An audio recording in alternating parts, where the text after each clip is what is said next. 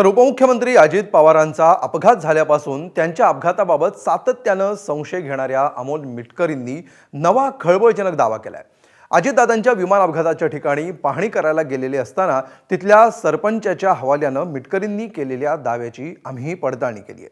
ते सरपंच कोण, त्यांनी दादांच्या अपघातावर कोणता दावा केला आणि त्यावर मिटकरींचा काय दावा आहे बघूया।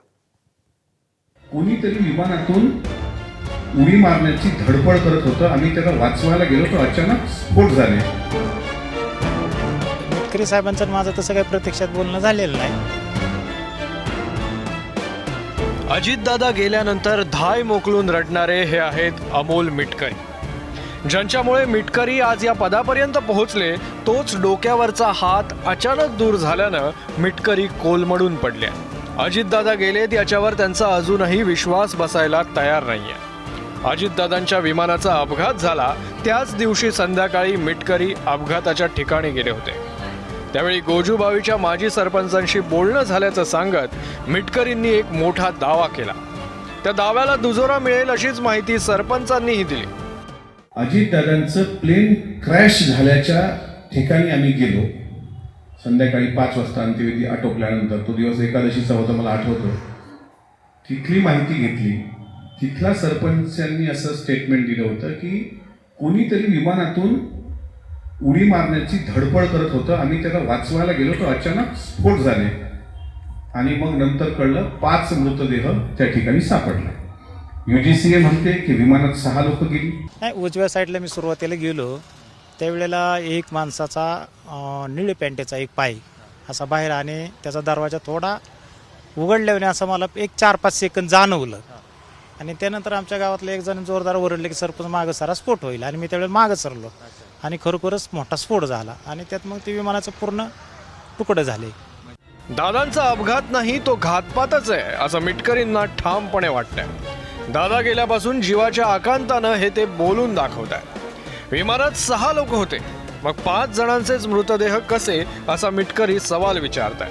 मिटकरींच्या सवालावर प्रत्यक्षदर्शी माजी सरपंचांनीच उत्तर दिलंय की जे दादा गाडीत बसण्यापूर्वी सीट बेल्ट लावल्याशिवाय बसत नव्हते, त्या दादांचा अशा पद्धतीनं दुर्दैवी मृत्यू होणं, विमानामध्ये 6 असल्याचं UGCA सांगते, 5 डेड बॉड्या भेटणं, हे जे शंकेचं काहूर केवळ अमोल मिटकरीच्या मनात नाही आहे, हे शंकेचं काहूर महाराष्ट्राच्या प्रत्येक कार्यकर्त्याच्या मनात आहे। मिटकरी साहेबांचं माझं तसं काही प्रत्यक्षात बोलणं झालेलं नाही, पण विमानात 5च लोक होते।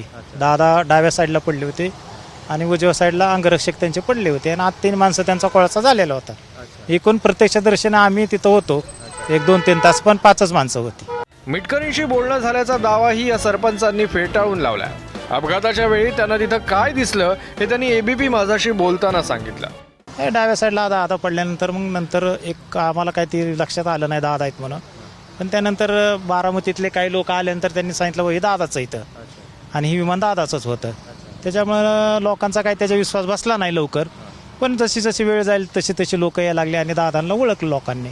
आम्ही मग शेजारच्या आमच्या आठवड्यांच्या घरातनं चादरी आणि सतरंज्या घेऊन ते दादांना त्यात करून त्यांना स्ट्रेचरवर ठेवून आम्ही त्यांना हॉस्पिटलमध्ये पाठवून दिलं आणि दादा पडलेले म्हणजे ज्यावेळेला बाहेर पडले त्यावेळेला थोडंसं म्हणजे का वाचवायची शक्यता कुठलीच नव्हती, पण ज्यावेळेला दादा दिसले आणि बघितलं त्यावेळेला दादाला आम्ही वाचवू शकलो नाही, याचा फार मोठा आम्हाला दुःख झालं। अजितदादांना वाचवता आलं नाही याचं अपार दुःख या सरपंचांसह गोजूबावीच्या लोकांना आहे। याच दुःखातून अमोल मिटकरीही सावरायला तयार नाहीये। संशयाचा काहूर त्यांच्या मनात घर करून बसलाय। अदानी ग्रुपला पण मी एका तासात माझ्या म्हणजे आम्ही प्रोसेस सुरू केली की त्या दिवशीचा CCTV जो तुम्ही पाहताय ना आता, तो CCTV 3 महिन्यापूर्वीचा आहे। त्या दिवसाचा CCTV दादासोबत नेमकं कोण होतं, कसं होतं, कसे दादा गेले, कोणते कपडे घालून गेले, बॉडी सापडल्यानंतर दादाचं काय झालं, हे सगळं काळाच्या पडद्याआड जाऊ नये याकरता आपण प्रामाणिक प्रयत्न करूया। दुसरीकडे अजितदादांचं अपघाताआधीचं शेवटचं संभाषण समोर आलंय। अपघाताआधी सकाळी 8:37 त्यांनी हा कॉल श्रीजित पवार या आपल्या कार्यकर्त्याला केला होता। जवळपास 1 मिनिट त्यांच्यात बोलणं झालं। काहीतरी आम्ही पण सगळ्या जाती धर्माला बरोबर घेऊन जातो बाळा। आहे दादा म्हणजे मला जे वाटलं ते मी तुमच्याच नाही मान्य आहे, परंतु त्याच्यात तसं नाही. आज आपण आता बरोबर आहे, परंतु त्याच्यात माळी समाजाला मी जिल्हा परिषदेची उमेदवारी आता 15 सुप्या गटातनं दिलेली आहे. इतर ओबीसी रिझर्वेशन तर बाकीच्यांनी दिलं नाही, ते तर पक्षाने दुसरेच दिलेले आहे. त्या पद्धतीनं आपण केलेलं आहे. राजकारणात रमणारे दादा शेवटच्या क्षणीही राजकारणावरच बोलत होते, पण दादांच्या अपघातावर कोणतंच राजकारण न होता संशयाचं धुकं मात्र दूर होण्याची गरज आहे.